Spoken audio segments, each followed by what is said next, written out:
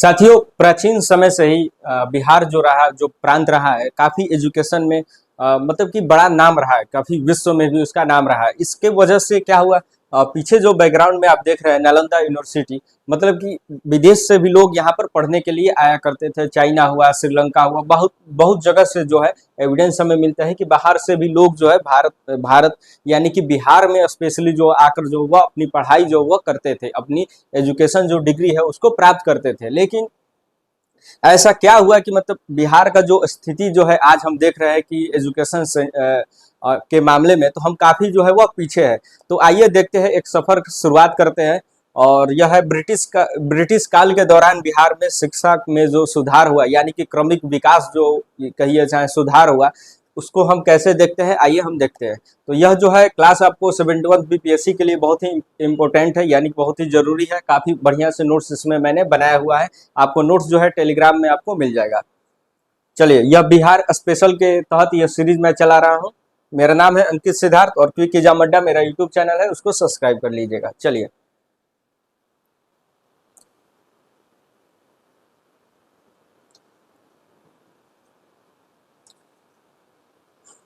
साथियों, जैसे कि हम जानते हैं कि प्राचीन समय में ही जो हमारा जो बिहार का जो शिक्षा था वो काफी महत्वपूर्ण हुआ करता था, यानी कि नालंदा, हम जानते हैं आपको नालंदा के बारे में, और उदयंतपुरी और विक्रमशिला विश्वविद्यालय, यानी कि प्रसिद्ध प्राचीन शिक्षा जो केंद्र जो था उस समय हुआ करता था। साथ ही इसके बाद आपको मध्यकालीन में जाने के बाद आपको काफी चीजें जो है वो बदली। इसके बाद प्रमुख जो केंद्र जो जो रहा, यानी कि नालंदा से वो शिफ्ट होकर, यानी कि बिहार के ही नालंदा से शिफ्ट होकर वह मध्यकाल में कहाँ पे चले गई, आपको पटना में चली गई, बिहार शरीफ में चली गई। ठीक है, बिहार शरीफ में चली गई और भागलपुर और आदि जो प्रमुख जो है वह केंद्र जो है वह बन गए। तो मध्यकाल का केंद्र आपको कौन था, आपको पटना और बिहार शरीफ देखा जाता है, मुख्यतः ये केंद्र जो है वह बन गए।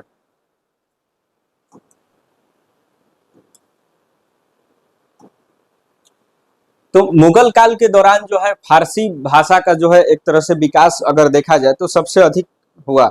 तो मुगल काल के दौरान क्या हुआ, हिंदू भी जो थे वह भी फारसी जो भाषा थे भाषा थी उसको जो है वो सीखने का जो है कार्य जो है वह किया करते थे। इसके पीछे जो रीजन यह था, क्योंकि फारसी जो भाषा है वह सरकारी जो डॉक्यूमेंट होते थे, सरकारी दस्तावेज जो होते थे, यानी कि कोर्ट की भाषा थी। साफ तौर पर देखा जाए तो मुगल अपने कोर्ट में जो है वो इस्तेमाल किया करते थे फारसी भाषा को, यानी कि सरकारी भाषा एक तरह से वो बन गई थी। इसके वजह से हिंदुओं ने भी काफी इंटरेस्ट दिखाया फारसी भाषा को सीखने के लिए, क्योंकि उनको भी जॉब चाहिए कोर्ट में, चाहे सरकारी वर्क में, हर चीज जो है वो फारसी भाषा में लिखा हुआ रहता था ज्यादातर समय में। तो क्या होता था, तो बहुत सारे हिंदू भी क्या है फारसी भाषा में उस समय जो है अपना इंटरेस्ट जो है उन्होंने दिखाया। साथ ही जैसे कि यहाँ पे लिखा हुआ है कि उच्च शिक्षा के लिए फारसी भाषा जो है वह प्रमुख जो है वह बना। तो सरकारी कार्यों में फारसी का कारण जो है वह हिंदू भी, कारण जो क्या था वह है हिंदू भी। इसके कारण क्या था, हिंदू भी क्या मैंने बताया कि सीखा करते थे, क्योंकि सरकारी कार्यों में जो है वह फारसी का इस्तेमाल जो है वह आमतौर पर वह होता था।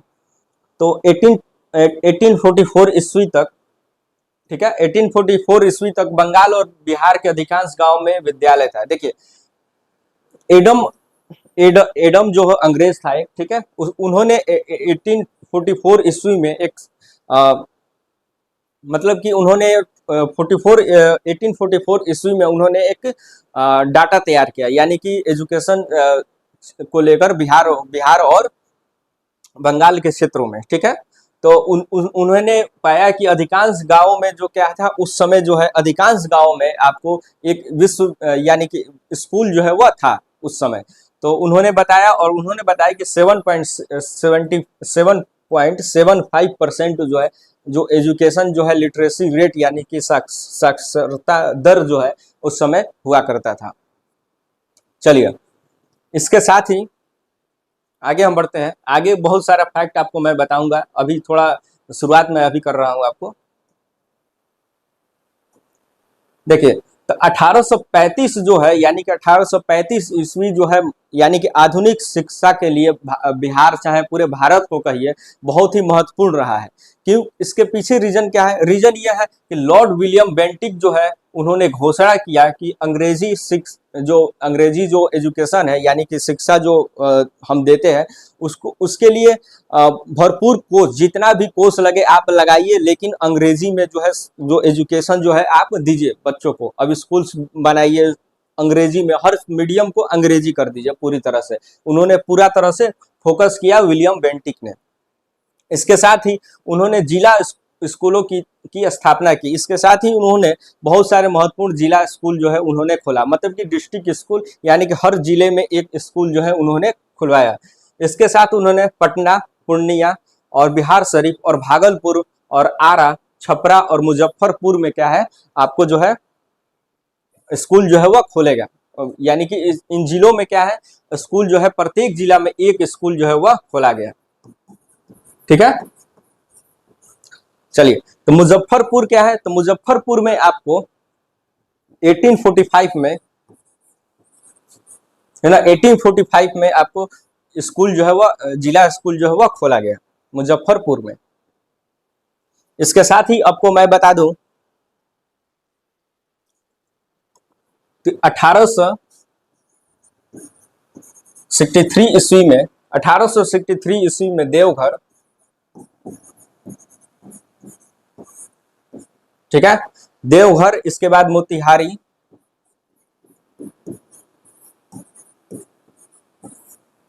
देवघर, मोतिहारी और हजारीबाग,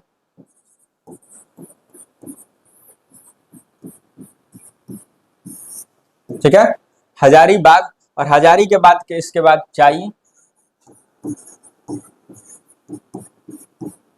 चाईबाग, ठीक है, चाईबाग नहीं चाईबासा है।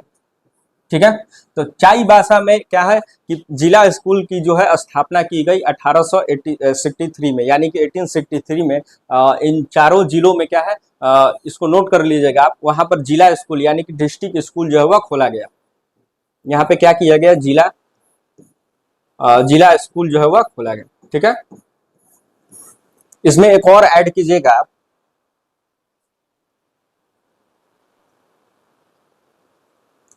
कि संथाल परगना में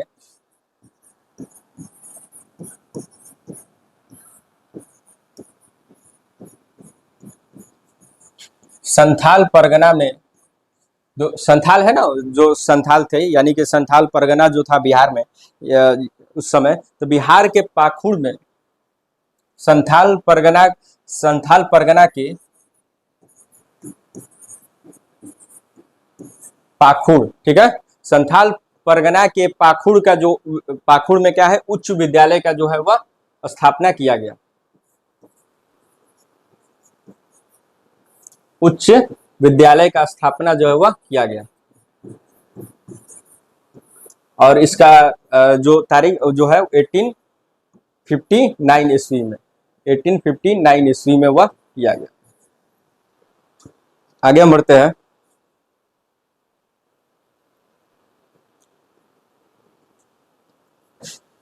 ठीक है, अब हायर एजुकेशन में अब हम देखते हैं कि स्कूल की तो बात हमने किया, अब हायर जो एजुकेशन है उसको हम समझते हैं। अब हायर एजुकेशन, तो बोर्ड ऑफ कंट्रोल के सभापति थे आपको चार्ल्स वुड। ठीक है, तो बोर्ड ऑफ कंट्रोल के सभापति चार्ल्स वुड, यानी मैं लिख देता हूं एक बार,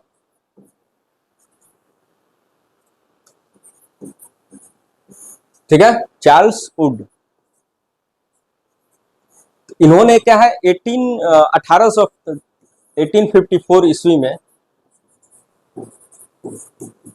1854 ईस्वी में इन्होंने सजेशन दिए, मतलब कि इन्होंने शिक्षा संबंधी सजेशन बहुत इन्होंने दिया और 1858 में 18 और सजेशन दिया और इनके सजेशन यानी कि इनके बात पे 1858 में कोलकाता विश्वविद्यालय की स्थापना की गई। कोलकाता यानी कि यूनिवर्सिटी का इस्तेमाल जो है वह बनाया गया, इसको भी आप नोट कर लीजिएगा। तो कोलकाता यूनिवर्सिटी को 1858 में किया गया और किसके कहने पे? चार्ल्स वुड जो है उस समय के सभापति थे बोर्ड ऑफ कंट्रोल के, उस समय बोर्ड ऑफ कंट्रोल हुआ करती थी भारत के शासन में लागू मतलब कि शासन करने के लिए, शासन व्यवस्था को बनाए रखने के लिए ब्रिटिश का, ठीक है। तो उस समय इन्होंने ऐसा किया, चार्ल्स वुड ने, ठीक है। चलिए, तो उच्च शिक्षा संस्थान एवं विश्वविद्यालय अब देखते हैं, और उनके सेशन पे कुछ और भी ज्यादा मतलब कि उच्च जो हायर एजुकेशन जो है उसको लेकर बहुत सारे यूनिवर्सिटी और कॉलेज खोले गए, तो उसकी हम बात करेंगे। अपने जो पटना कॉलेज जिसे हम जानते हैं अभी पटना में जो है, पटना कॉलेज की स्थापना जो है वह 1863 में जो वह किया गया, ठीक है, इसको नोट करते जाइएगा। पटना साइंस कॉलेज की, यानी कि देखिए पटना कॉलेज में आपको यूनिवर्सिटी में आपको था, लेकिन इसको स्पेशली यानी कि साइंस एंड टेक्नोलॉजी का एक स्वतंत्र आपको रूप देने के लिए अलग से कॉलेज एक बनाया गया। तो वह कॉलेज जो है पटना साइंस कॉलेज है, और 1928 ईस्वी में जो वह बनाया गया। चलिए, इसके साथ पटना विश्वविद्यालय की स्थापना पटना जो है 1917 में जो वह किया गया। पटना कॉलेज अलग है और पटना विश्वविद्यालय जो है वह अलग है पूरी तरह से। तो 1917 में आपको क्या है वह स्थापित जो है वह किया गया। आइए,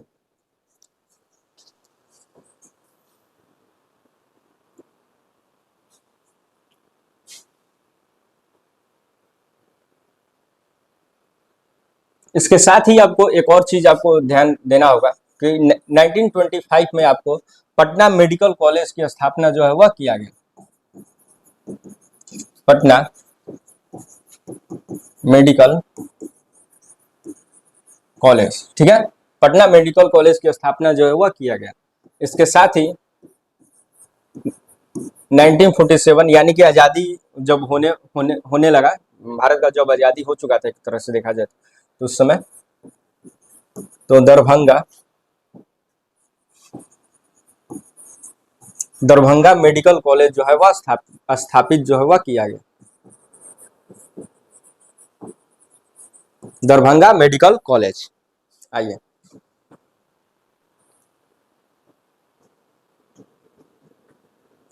चैनल को अगर सब्सक्राइब नहीं किया अभी तक तो इसको सब्सक्राइब कर दीजिएगा, क्योंकि बहुत सारे इंपोर्टेंट वीडियो मैं आपको क्विक एग्जाम अड्डा जो चैनल है उसमें मैं लाता रहूंगा ऐसा ही।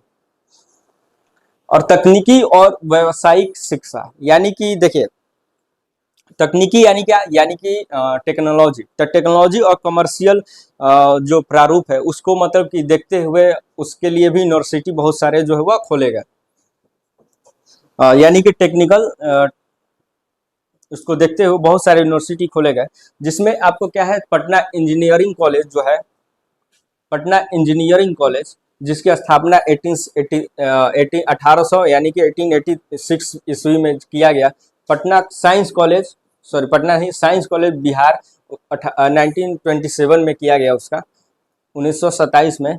और बिहार कृषि कॉलेज जो है सबौर का कृषि कॉलेज है जो भागलपुर में है, 1908 ईस्वी में उसको जो है वह किया गया, ठीक है, 1908 में जो है उसको किया गया।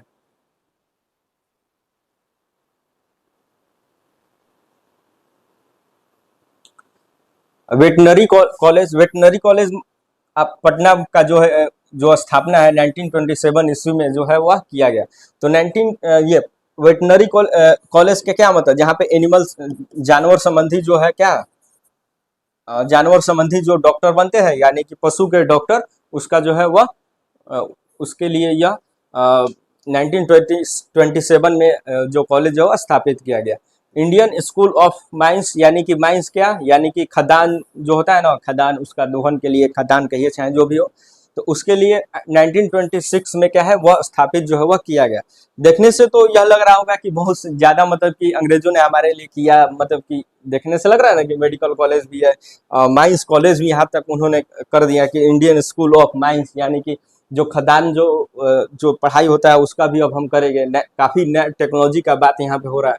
देखिए ब्रिटिशर्स का जो उनका ये पूरा तरह से एक मकसद था इसके पीछे, उन्होंने इसका इसलिए इन्होंने स्थापित किया क्योंकि यहाँ के लोग जो है पढ़े और उसको जाने और यहाँ के लोगों को क्या इस्तेमाल कर सके। उनका यही था कि वो ब्रिटिश गवर्नमेंट के अंदर में आए और खदान उद्योग को में जाए और पढ़ाई करे, तो यहाँ पे उनको बना बनाया जो क्या है आदमी वर्कर जो है यहाँ पे मिल जाएगा, और उसके वजह से क्या होगा मतलब कि यहाँ पे खूब दोहन जो है हम भारत का जो वह करेंगे। चलिए, आगे है इसी क्रम में, मतलब कि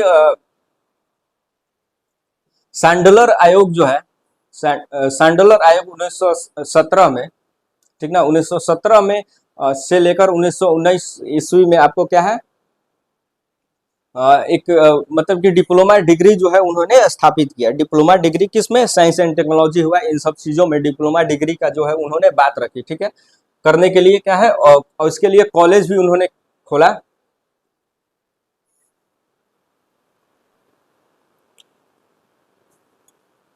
ठीक है, इन्होंने कॉलेज कौन सा खोला, आपको पूसा, पूसा में आपको पता होगा कि 1900, पूसा, पूसा में आपको 1902 में, 1902 में, यानी कि जो यहाँ पर agriculture research centre of experiment farm जो है उन्होंने खोला, मतलब कि जो एग्रीकल्चर संबंधी जो है चीजें जो है इसमें पढ़ाई जाती थी। इसका अब हिंदी नहीं होगा क्योंकि इंग्लिश नाम ही उन्होंने खोला है, तो इंग्लिश ही होगा, हिंदी ही होगा, ठीक है, इंग्लिश ही होगा, हिंदी तो नहीं होगा ना इसका।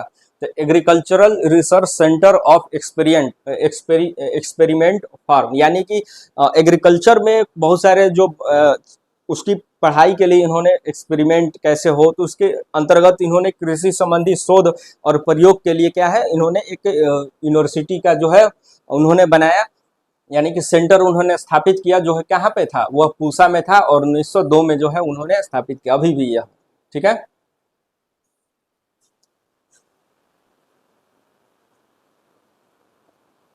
इसके साथ ही एक और चीज हम देखेंगे यहाँ पर, तो इसके साथ ही भारत में जो है बहुत सारा जो और भी, ऐसा नहीं कि ब्रिटिश ही आपको सिर्फ और सिर्फ यहाँ पर वर्क कर रहे थे भारतीय, मतलब कि शिक्षा या एजुकेशन के लिए, यहाँ पर आर्य समाज भी जो था,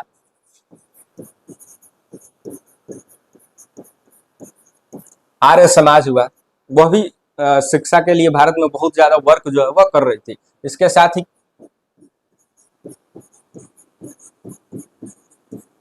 ब्रह्मा समाज, बताया ना ब्रह्मा समाज के बारे में, ठीक है, ब्रह्मा समाज हुआ। इसके साथ ही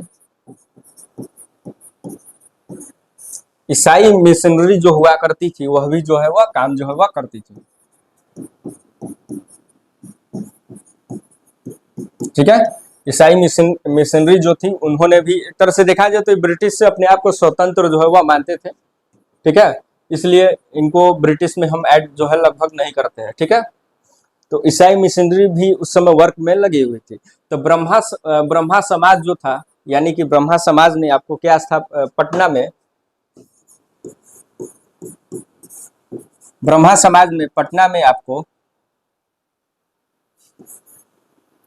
राजा राम मोहन रॉय,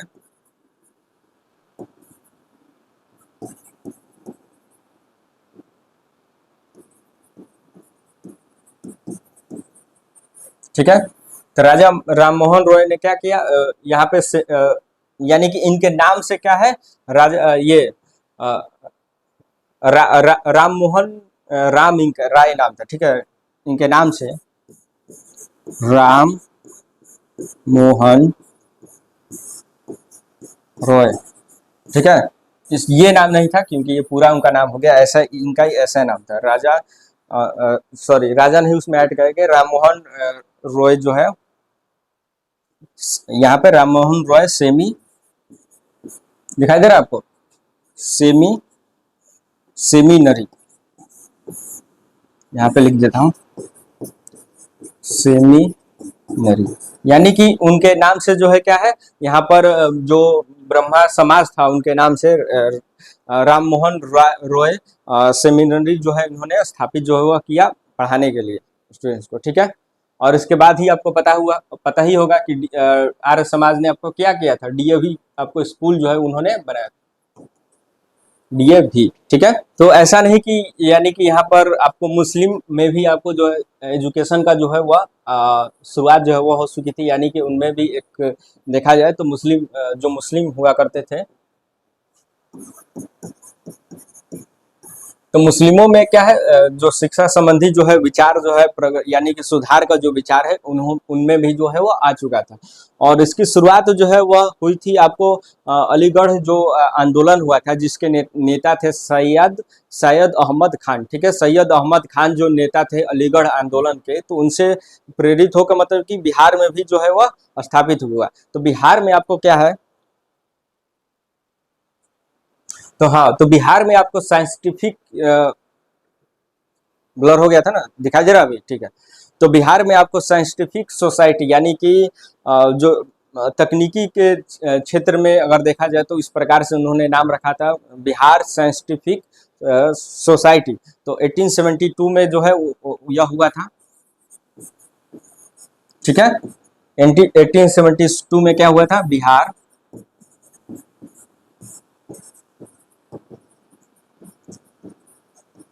साइंटिफिक सोसाइटी,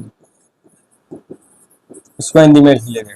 ठीक है, यानी कि साइंस से रिलेटेड इसका नाम है। इसका मतलब क्या, यहाँ पे जाहिर सी बात है तकनीकी और टेक्नोलॉजी को लेकर जो है जो मुस्लिम जो लोग हैं उनमें भी, उनके लिए भी जो है स्कूल उन्होंने खोला अपने लिए। ठीक है, तो बिहार साइंटिफिक सोसाइटी जिसका जो है शुरुआत जो है, यानी कि शुरुआत क्या, इसके संस्थापक अगर देखा जाए तो इसके कौन थे, इमदाद। ठीक है, इमदाद अली।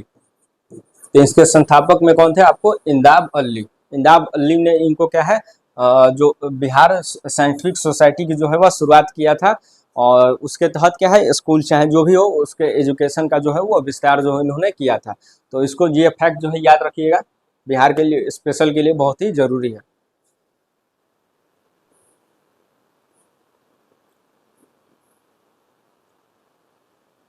देखिए यहाँ पे लिखा भी हुआ है कि मुजफ्फरपुर में बिहार के साइंटिफिक सोसाइटी इमाम अली खान ने 1872 ईस्वी में स्थापित किया और 1873 ईस्वी में इनकी शाखा जो है पटना में खुली। यानी कि जो 1872 में बिहार साइंटिफिक सोसाइटी की जो है उन्होंने स्थापना किया और इसकी शाखा जो है वह 1873 में जो, यानी कि इसका जो ब्रांच जो है वह पटना में जो है वह खुला 1873 में।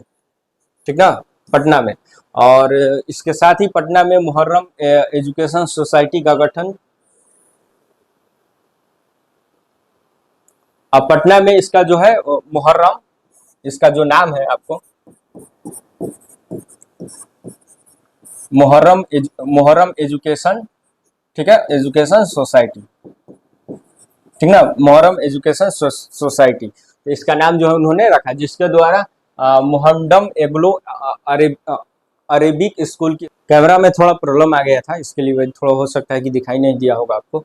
तो हम देखते हैं कि मुजफ्फरपुर में, जैसा कि मैंने बताया कि मुजफ्फरपुर में बिहार में साइंटिफिक सोसाइटी इमामदद अली खान ने 1872 में क्या किया था, आपको स्थापित किया था। यानी कि बिहार साइंटिफिक सोसाइटी की जो है स्थापना जो है की गई थी और इसका ब्रांच जो है बिहार, इसकी शाखा जो है पटना में भी खुली आपको। यानी कि पटना जो उस समय जिला जो था आपको, तो वहां पर भी आपको इसकी शाखा यानी कि ब्रांच खोला और इस ब्रांच का क्या नाम था, मुहर्रम एजुकेशन सोसाइटी। यानी कि मुहर्रम एजुकेशन सोसाइटी इसका नाम था, जो मतलब कि का गठन हुआ, जिसके द्वारा मुहंडम, यह है मुहम्मडम एंग्लो अरेबिक स्कूल, यानी कि मुहम्मडम एंग्लो अरेबिक स्कूल जो है पटना सिटी में क्या है स्थापित जो है वह किया गया। और 1886 में यह किया गया, 1886 में कौन, मुहम्मडम एंग्लो अरेबिक स्कूल की स्थापना जो है वह किया गया था। चलिए आगे मैं बढ़ता हूँ अब।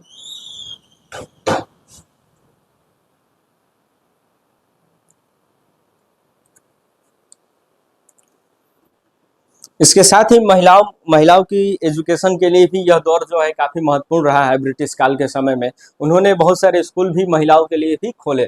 तो महिला शिक्षा के लिए अगर देखा जाए तो प्रारंभ में महिला जो, एक मिनट, इसका जो है यहाँ पर, चलिए ये थोड़ा ऊपर नीचे हो गया है। तो 1847 में संत जोसेफ स्कूल जो है वह खोला गया, किसके लिए, महिलाओं के लिए। ठीक है, यहाँ पे संत जोसेफ स्कूल जो है, आपको पता है ना इसके बारे में, तो यह क्या है 1847 में महिलाओं के लिए जो हुआ पूरी तरह से खोला गया, ठीक है। और इसके साथ ही आप 1940 में सरकार ने महिला शिक्षा के लिए समिति बनाई, ठीक है। इसकी समिति बनाई, और ये भी इम्पोर्टेंट है, इसको भी आप कर लीजिएगा।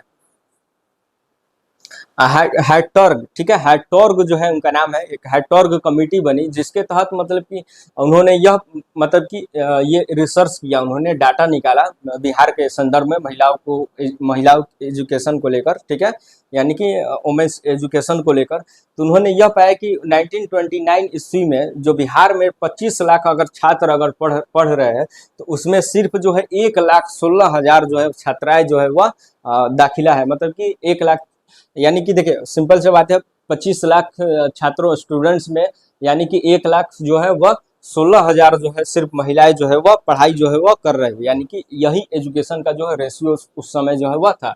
तो 1929 में यह किया गया, हैटॉर्ग हैटॉर्ग जो है वह कमेटी थी, ठीक है। इस कमेटी के अंदर जो है यह किया गया। और आपको जैसे कि पता है कि प्रारंभ में जो शिक्षा जो है, यानी कि एजुकेशन जो है उस समय बहुत सारा हद तक जो है वो बैन था, ठीक है, महिलाओं के लिए। तो इसकी एक बहुत बड़ी शुरुआत थी अगर देखा जाए तो उस समय के लिहाज से। चलिए, ठीक है। यहाँ पे है कुछ जो प्रशासनिक शिक्षा, जो मतलब कि लॉ, यानी कि प्रशासन में, यानी कि प्रशासनिक शिक्षा जो है उसको लेकर जो है यह जो कुछ पहल जो उसमें भी किया गया। तो पटना लॉ कॉलेज जो अभी हम जानते हैं 1909 ईस्वी में जो है वह स्थापित जो हुआ किया गया 1909 में, ठीक है। 1909 ईस्वी में पटना लॉ कॉलेज की स्थापना जो है वह हुई। इसके साथ ही टीचर्स ट्रेनिंग कॉलेज की स्थापना जो है 1908 ईस्वी में जो वह किया गया। 1908 ईस्वी में क्या है, ट्रेनिंग कॉलेज की स्थापना जो है वह किया गया। जो टीचर ट्रेनिंग होता है बीएड एमएड ये सब, तो उसके ट्रेनिंग कॉलेज है उसका 1908 में ही जो है स्थापना जो है किया गया। 1988 में आपको स्टेट काउंसिल ऑफ एजुकेशन की जो है वो स्थापना जो है की गई। तो स्टेट काउंसिल ऑफ एजुकेशन, इसका क्या है फुल फॉर्म, SCERT, यानी कि एनसीईआरटी जैसा होता है, जैसे कि एनसीईआरटी होता है आपको वर्क करती है एजुकेशन में, वैसे ही बिहार में आपको SCERT वर्क करती है, ठीक है। तो उसी प्रकार जो है 1988 में जो हुआ प्रारंभ जो है, यानी कि उसका जो है स्थापना जो किया गया। हिंदी में आपको स्टेट काउंसिल ऑफ एजुकेशन ही आप बोलेंगे इसको। तो यह काफ़ी इंपॉर्टेंट है ये वाला SCERT वाला, ठीक है। इसको आप जो है यह इंपॉर्टेंट है, इसको लिख लीजिएगा। चलिए, तो चलिए मिलते हैं नेक्स्ट वीडियो में। और इसके साथ ही यह वीडियो जो है वो समाप्त हो चुका है। इसके लिए मैं एक और चीज़ बता दूं आपको कि मैंने जो है संपूर्ण भारतीय इतिहास का जो हुआ क्लास जो है वो स्टार्ट किया है, यानी कि प्राचीन भारतीय इतिहास के स्रोत। तो यहाँ से हम शुरुआत की है पहला अपना। तो अगर आप देखना चाहते हो तो प्लेलिस्ट आप में चेक कीजिए, और यहाँ पर इतिहास जो है पूरा बढ़िया से जो है आप समझ जाइएगा। और यह जो इतिहास जो मैं पढ़ा रहा हूँ आपको बीपीएससी SSC और UGC नेट के लिए भी आपको जो है बहुत ज़्यादा इंपॉर्टेंट जो है वो होने वाला है, ठीक है। तो मिलते हैं नेक्स्ट वीडियो में, और चैनल को सब्सक्राइब कर दीजिएगा क्विक एग्जाम अड्डा। और आपको यह जो मैंने अभी इंफॉर्मेशन आपको दिया बिहार एजुकेशन को लेकर, आपको कैसा लगा तो मुझे ज़रूर कमेंट में बताइएगा। चलिए मिलते हैं नेक्स्ट वीडियो में, थैंक यू।